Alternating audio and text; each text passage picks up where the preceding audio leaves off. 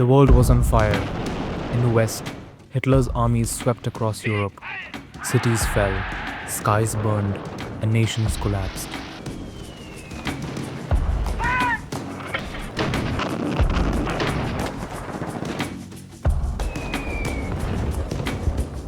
In the east, Japan stormed through Southeast Asia, Burma, Singapore, Malay, conquering with ruthless force.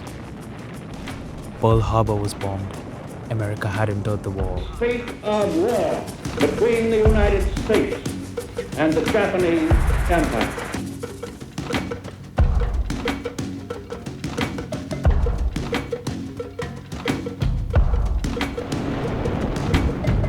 By 1941, British forces were reeling. Their empire, once unshakable, began to bleed. 200-year-old power and prestige in the Far East had been wiped out in just 10 weeks. For nearly 200 years, the British Raj had ruled through force and fear. But now, resistance flared. The Quit India movement erupted. Protesters filled the streets. Revolution was no longer a whisper, it was a roar. While Gandhi preached non-violence, another path was rising, one of fire, arms, and open rebellion. Leading that path was Subhash Chandra Bose and his Indian National Army, assembled overseas to fight the British from within. But this story isn't about Bose. This is the story of a boy from a quiet village in Kerala who boarded a submarine, stepped into enemy territory, and chose death over silence. A boy with fire in his heart, a radio in his hand, and slogans of patriotism on his lips as he walked to the gallows. His name was Waqar Abdul Khadir, the forgotten Bhagat Singh of the South, and this is the war hero you were never told about. Waqar is a quiet village in southern Kerala, surrounded by backwaters, coconut groves, and old ferry routes. It was here, on May 25, 1917, that Muhammad Abdul Khadir was born, the fourth of 8 children in a modest Muslim household. His father, Baba Kunju, like many others in the region, was a ferryman. Abdul Khadir was a bright student, a football lover, and a natural rebel. He was moved by the Vaikom Satyagraha, a pivotal anti-caste protest that shook Travancore. In school, he led a student protest against British loyalists who tried to sabotage a Congress meeting. That act of rebellion made his father worry for his safety. In 1938, at the age of 21, he was sent to British Malay, now Malaysia, like many others, to find work and escape the watchful eyes of colonial police.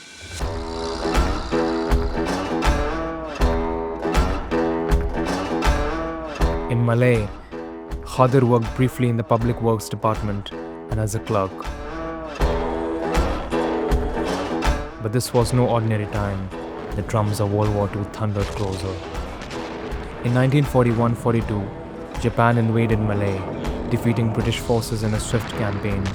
Thousands of Indian soldiers were taken prisoners, but for some, defeat turned into defiance. Out of this chaos emerged the Indian Independence League, IIL, and its armed wing, the Indian National Army, initially led by Captain Mohan Singh, and later rejuvenated under the fiery leadership of Subhash Chandra Bose. Khadir joined the Indian Independence League, quickly proving himself loyal, intelligent, and fearless. He underwent military training and was recruited into a secret mission to return to India, not as a worker, but as a warrior. In 1942, the INA selected 20 men from across India, Kerala, Punjab, Bengal, Tripura. They would become known as the Penang 20. Their mission: to infiltrate British India.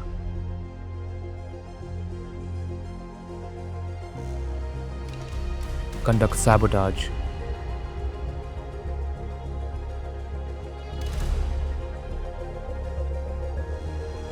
Spread revolutionary propaganda and establish links with Indian revolutionaries underground. This was no ordinary mission. The Japanese military helped prepare them and transported them in a submarine, knowing full well the risks. For the INA, these men were martyrs in waiting.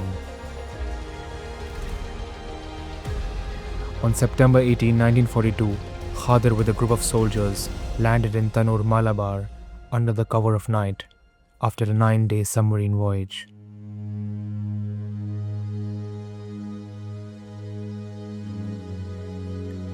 But their arrival was quickly detected. They were unfamiliar with the terrain, disconnected from local networks, and soon betrayed, either by frightened villagers or informants seeking a reward. Khader, realizing the danger, jumped into the sea to destroy documents and maps. But it was too late. The Malabar Special Police captured the group. Khader and others were taken to Fort St. George prison in Madras.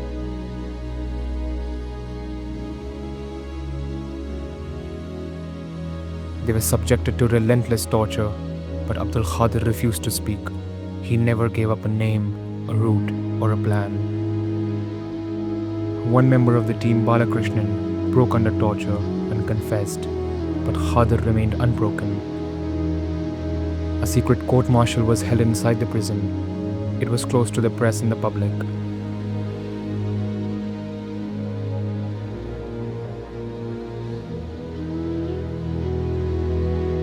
Khader and 4 others were sentenced to death for waging war against the emperor and spying for the enemy.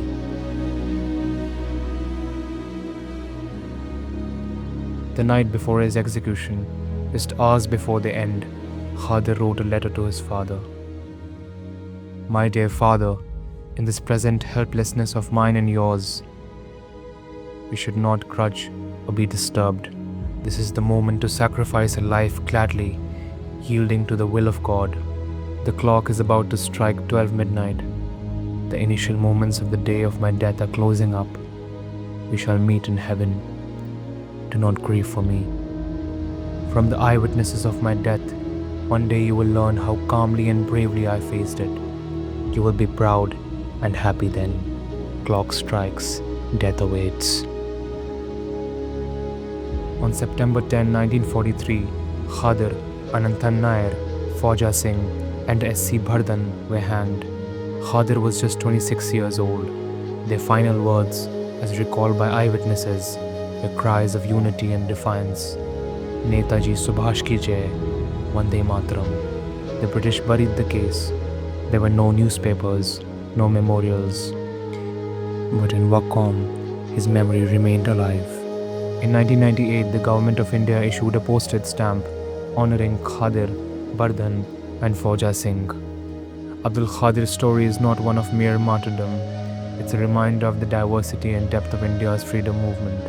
A young Muslim man from Kerala, inspired by secular ideals, joined hands with Hindus, Sikhs, Christians, and others to lay down his life for a free, united India. His story challenges modern narratives of nationalism that try to divide. His final letter is not just a message to his father, but to all of us.